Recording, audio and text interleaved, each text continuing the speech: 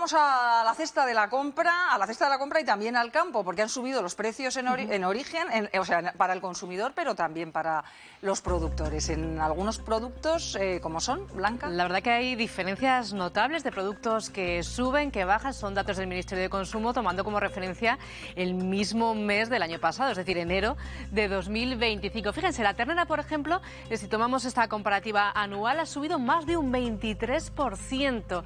El cordero sigue esa senda con aproximadamente un 15% de subida, exactamente un 14,60.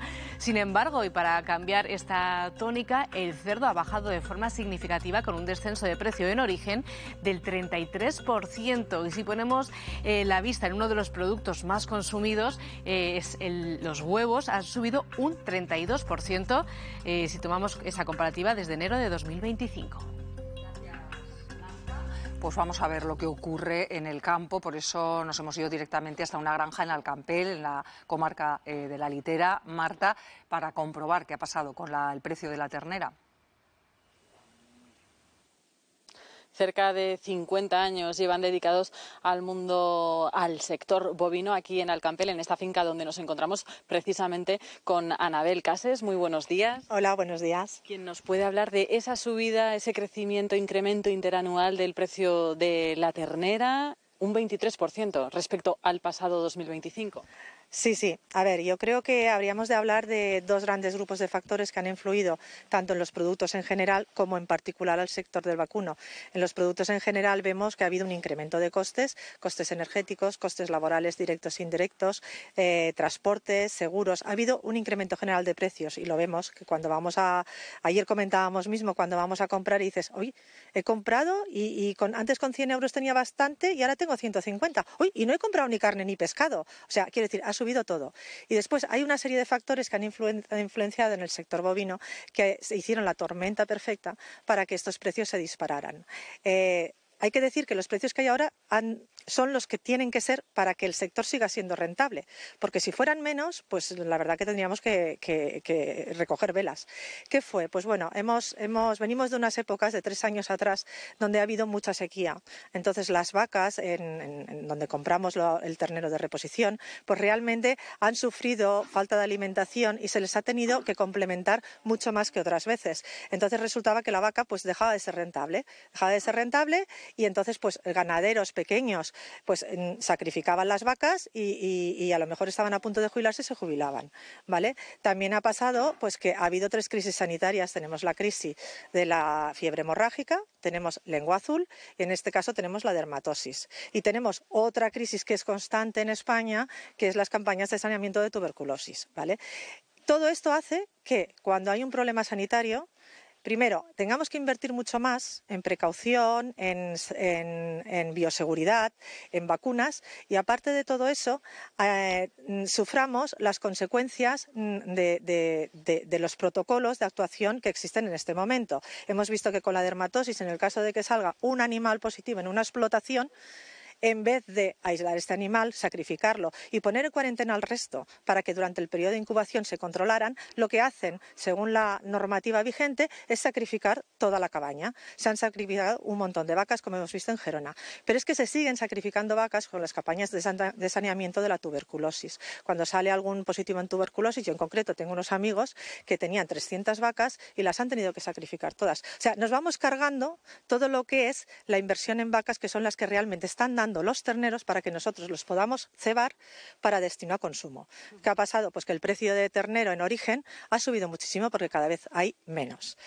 Decía Anabel precisamente que más o menos aproximadamente se había duplicado el precio del ternero de reposición ante la ausencia de ternero de reposición, pero en comparación con 5 años se había duplicado ese precio, por lo que decimos ese incremento pueden ser algunos de los factores que indican que ese incremento interanual de la ternera se sitúa en un 23% en este 2026.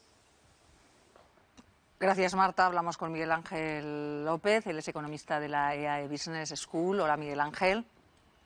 Hola, buenos días. Todo un lujo participar en este programa. Bueno, pues un lujo tenerle con nosotros y creo que si ha podido escuchar a la ganadera ya haya dado algunas razones de por qué ha subido el precio de la ternera. Ellos agradecen que suba en origen por el coste que tiene para los productores. Los consumidores, claro, no lo agradecemos tanto. se da la subida de la carne, pero también de otros alimentos que quizá tiene que ver, pues como ha mencionado, con la situación, las enfermedades que se están produciendo y con la situación internacional, como es el caso de los huevos. Claro, efectivamente. Se da una serie de circunstancias que hace que determinados productos puedan subir. A veces es de forma coyuntural y hay veces que es ya de forma permanente. Eso es lo que realmente nos debería preocupar. Cuando la inflación sube, el precio de determinados alimentos, sobre todo bienes de primera necesidad, suban de forma permanente. El año pasado la inflación en España fue de un 2,9%, una inflación superior a lo que se esperaba por parte del Banco Central Europeo, que ha establecido el objetivo de inflación en un máximo de un 2%. Otros países lo han cumplido, pero en el caso de España no ha sido así. Y hemos quedado por encima casi un punto, 2,9% frente al 2% máximo que estaba estableciendo el Banco Central Europeo. Bueno, estamos viendo eso, cómo sube el precio de algunas carnes, como el caso de la ternera, el precio de los huevos o de algunas frutas, como los cítricos, mientras baja otro, del que ya hemos hablado, también por la peste porcina, como es el caso del cerdo, Miguel Ángel. Sí, claro. Muchas veces baja el precio simplemente porque nos da miedo tomar el cerdo, porque, claro, por el tema de la peste porcina no estamos seguros de que esto se pueda transmitir a los humanos. El temor ante la duda, dejamos de consumir este producto y, claro, pues el precio cae porque hay un exceso de oferta frente a una demanda cada vez menor. Y claro, esta carne de cerdo la estamos sustituyendo por otros alimentos. En muchos casos es ternera, que aunque sea un poquito más caro, es el alimento sustituto por excelencia cuando hablamos de la carne de cerdo. Y por eso es una de las razones por la que también está subiendo. La oferta es igual o menor, como ha comentado la ganadera, sin embargo la demanda es superior porque estamos sustituyendo la ternera por el cerdo. Y volviendo a lo que es la subida de los precios en algunos productos de nuestra cesta de la compra, ¿cree que va a seguir esta tendencia con algún alimento básico en los próximos meses? ¿O qué va a pasar con la inflación que ha mencionado al principio, Miguel Ángel? Bueno, pues las expectativas no son demasiado halagüeñas.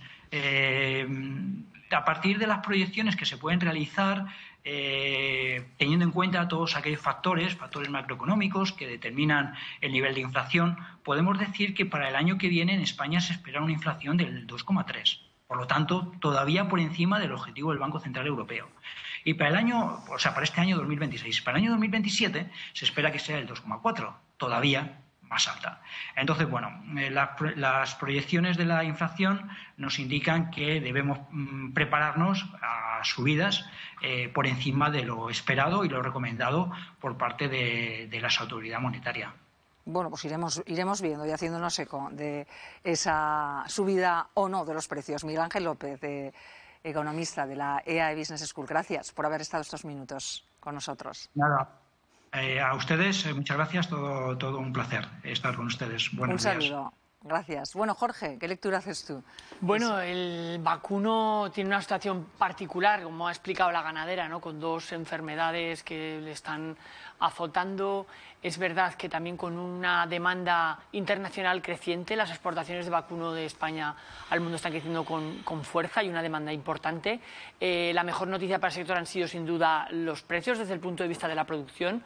Después de años en los que además los costes de producción de las ganaderías han aumentado mucho, pero claro, también hay que entender esa situación, ¿no? Con las enfermedades que están afectando, generando incertidumbre en la producción ganadera de vacas. A pesar de eso, el censo de vacas ha aumentado, tanto de vacuno intensivo como de vacas noticias ha aumentado el año pasado, o sea que resiste nuestro sector ganadero en la parte de vacuno el año pasado.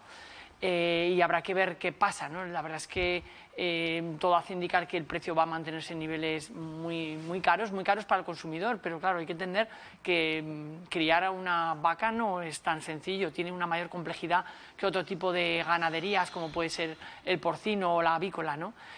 Por tanto, yo creo que ahí tenemos que hacer una apuesta por nuestro producto, por la calidad del producto que se hace en Aragón en tema de vacuno, que eso es una de las cosas que más aprecia el mercado, y poner las cosas fáciles a los ganaderos, que además el tema de Mercosur, precisamente al vacuno, es uno de los sectores que puede verse más sensible, ¿no? Que se han introducido salvaguardas y límites en el acuerdo final es uno de los sectores más expuestos de un Mercosur que yo creo tampoco que hay que demonizar, que ofrece otras grandes oportunidades a otros sectores económicos de Aragón. En línea con lo que dice Jorge, alertar, claro, de estas subidas que son de 2 dígitos, son muchas subidas en productos de alimentación, ¿no? Que si lo unimos al problema que comentaba antes Sara como especialista de la vivienda, tenemos 2 gastos fijos para muchas personas, 2 gastos esenciales, como son la vivienda y la alimentación, que ponen la situación un poco cuesta arriba, ¿no? El otro día hacía Superman un chiste que decía que la cuesta de enero ya no acaba a finales de enero, sino que ya se va por lo menos hasta marzo, ¿no? Entonces, que ya creció mucho el precio de los alimentos el año pasado, que la previsión es que, y como empezamos, que sigan creciendo este año, es algo a lo cual, teniendo en cuenta que también los salarios, sobre todo de la gente joven, que es la que más problemas tiene de acceso a la vivienda, pues yo creo que complica mucho el contexto y también explica algunas derivadas, como por ejemplo lo que dicen los sondeos, las encuestas sobre el voto joven, ¿no? El voto joven que se está escorando mucho hacia los extremos, en este momento hacia la extrema derecha, puede tener mucho que ver con las complicaciones para adquirir a una vivienda accesible o, por ejemplo, con la elevación constante del precio de los alimentos.